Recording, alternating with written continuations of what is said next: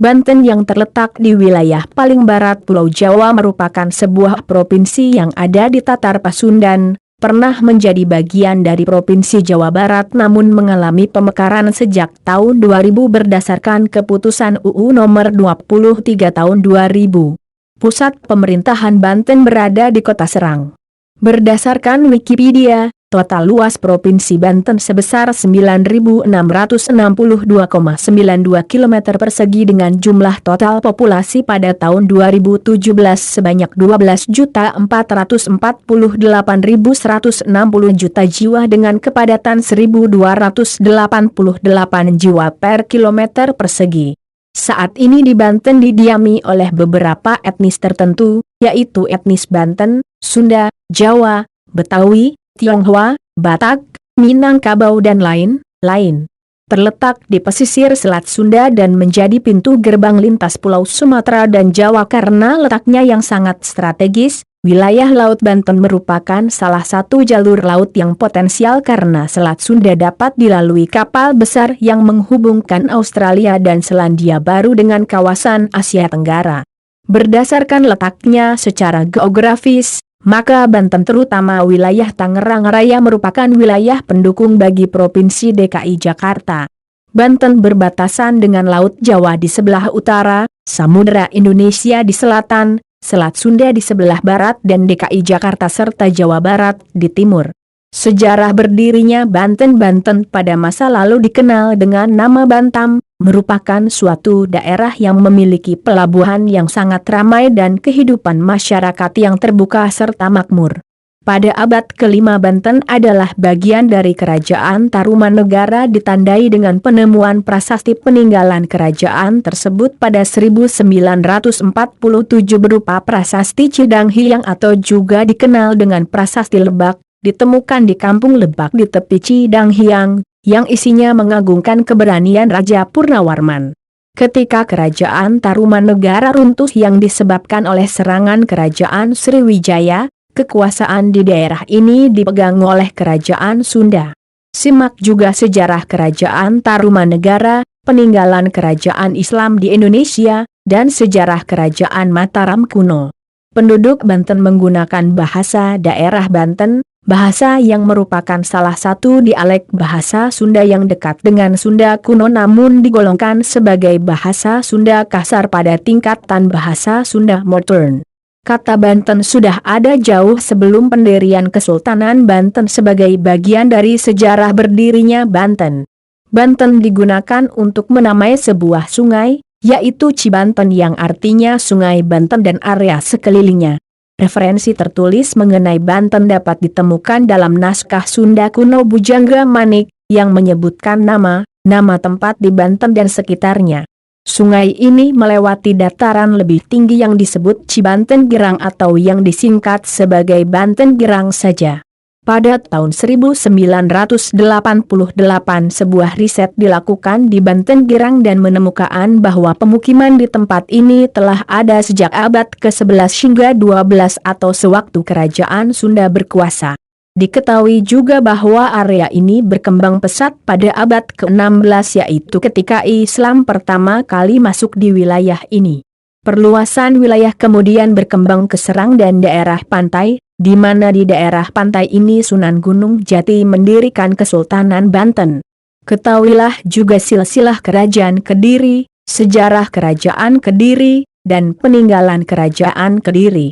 Kisah Kesultanan Banten sebagai suatu wilayah telah dikenali sejak awal abad ke-14, sejarah berdirinya Banten sebagai kesultanan dan salah satu kerajaan di Indonesia berawal dari pelabuhan yang sangat banyak disinggahi oleh kapal dagang dari berbagai wilayah hingga ke pendaratan orang Eropa yang kemudian menjadi penjajah di Indonesia. Sebuah negara yang disebut Banten sudah dikenal pada tahun 1330 yang dikuasai oleh Majapahit yang kala itu dipimpin oleh Raja Hayam Wuruk dan Mahapatih Gajah Mada. Saat itu ada dua kerajaan terbesar di Nusantara yaitu Demak dan Majapahit. Pada tahun 1524-1525 berdatangan para pedagang Islam ke Banten yang menandakan dimulainya sejarah berdirinya Banten dalam aspek penyebaran agama Islam di Banten.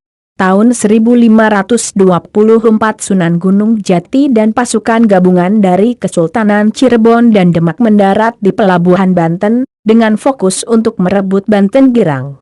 Pada 1527 Maulana Hasanuddin dan ayahnya Syarif Hidayatullah atau Sunan Gunung Jati merebut Banten Girang dari Prabu Pucuk Umun yang saat itu memeluk agama Hindu dan mendirikan Kesultanan Banten.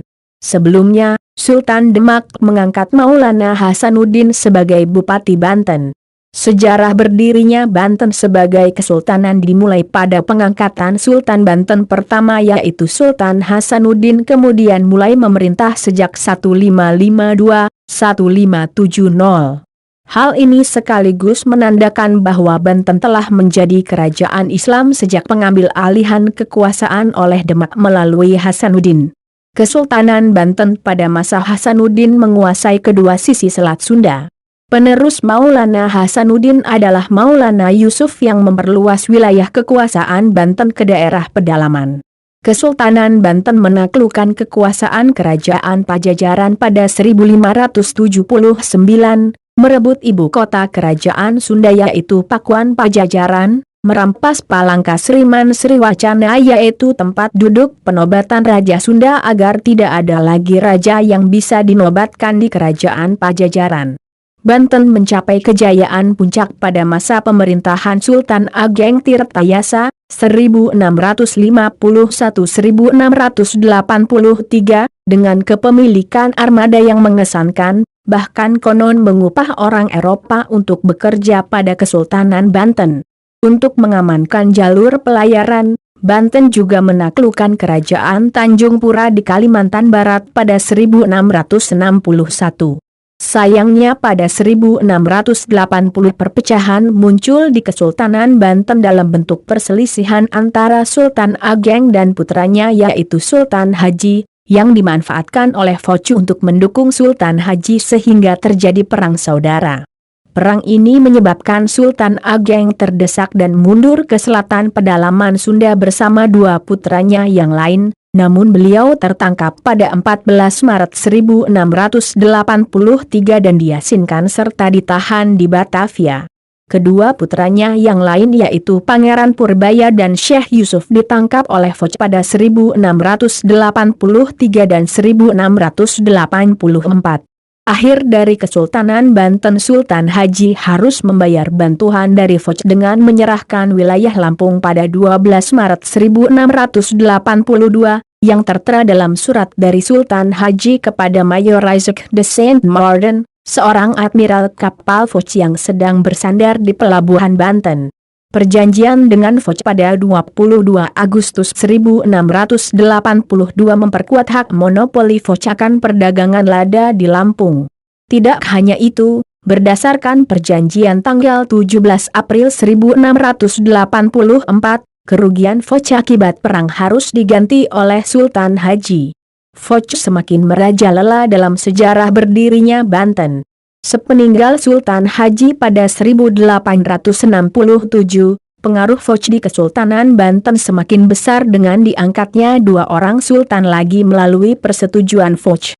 Perang saudara yang dilakukan oleh Sultan Haji menimbulkan dampak besar bagi Banten sebagai kesultanan, ditambah dengan campur tangan Foch dalam semua urusan yang menyangkut Banten. Kondisi tersebut memancing adanya perlawanan dari rakyat, yang justru memaksa Sultan Banten untuk kembali meminta bantuan dari Foch. Kejatuhan Kesultanan Banten dalam sejarah berdirinya terjadi ketika pada tahun 1808 Daendels dalam proyek Jalan Raya Pos memerintahkan Banten agar menyediakan tenaga kerja untuk membangun pelabuhan Ujung Kulon dan memindahkan ibu kota Kesultanan ke Anyer. Namun Sultan Abul Nashar Muhammad Ishak Zainul Mutakin menolak, menyebabkan ia ditangkap dan dibuang ke Batavia bersama seluruh keluarganya. Daendels kemudian mengumumkan pada 22 November 1808 bahwa Kesultanan Banten telah dihapuskan dan wilayahnya digabungkan ke dalam pemerintahan Hindia Belanda.